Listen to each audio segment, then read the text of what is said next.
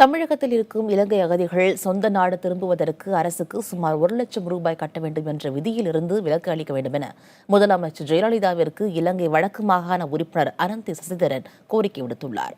சென்னை வந்துள்ள அவரிடம் இது தொடர்பாக செய்தியாளர் ரமேஷ் நடத்திய கலந்துரையாடலை இப்போது பார்க்கலாம். தற்பொழுது தமிழர்களுடைய நிலை தற்பொழுது அங்கே எப்படி இருக்கு? அவருடைய வாழ்க்கை நிலை எந்த அளவுக்கு இருக்கு மேடம்? கடந்த கால ஆட்சி மாற்றத்தின் பின்னர் ஜனாதிபதியாக மைத்திரி அரசாங்கம் வந்த பிறகு உலகம் எல்லாமே எங்களுடைய இனப்பிரச்சனையை தீர்க்கின்ற அந்த எண்ணப்பாடு இல்லாமல் ஒரு நல்லாட்சி மலர்ந்து விட்டதாகவும் அதனூடாக தமிழர்களுடைய இனப்பிரச்சனை தீர்க்கப்பட்டுவிடும் என்ற ஒரு வெளிப்பூச்சை பேசிக்கொண்டு இருக்கின்றார்கள். ஆனால் இந்த ஆட்சி மாற்றம் வந்த பின்னரும் கூட தமிழ் மக்கள் எதிர்பார்த்த அளவுக்கு எந்த ஒரு மாற்றத்தையும் நாங்கள் கண்டுவிடவில்லை. இது தமிழகத்திலே மீண்டும் அதிமுக அரசாங்கம் பொறுப்பேற்றிருக்கிறது.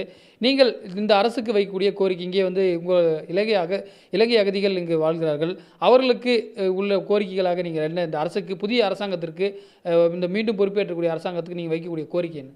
எங்களுடைய ஈழ அகதிகள் இங்கு வந்திருக்கின்றார்கள், பல வருடங்களாக இந்த நாட்டில் வந்திருக்கின்றார்கள். ஆனால் அவர்களுக்கு சிலருக்கு தங்களுடைய நாட்டுக்கு திரும்ப வேண்டும் என்ற ஆசை இருக்கின்றது. பாதுகாப்பு தொடர்பான உத்தரவாதத்தை நாங்கள் கூற முடியாது, அது எந்த நேரமும் எதுவும் நடக்கலாம். அதை மீறி வர விரும்புகின்றவர்களுக்கு இங்கு ஒரு விதிமுறை இருக்கின்றது. அந்த அதிகரித்த காலங்கள் இங்கு இருந்தபடியால் அந்த எக்ஸிட் அதற்கான அந்த பணத்தை கட்ட வேண்டும் என்று அவர்கள் இருந்த காலத்திற்கு பணத்தொகையினை பார்த்தால் தலா 1,00,000 ரூபாய் வரையில் இந்திய பண பெறுமதி அவர்கள் இந்த அரசாங்கத்துக்கு செலுத்தி விட்டு வர வேண்டிய தேவை இருக்கின்றது.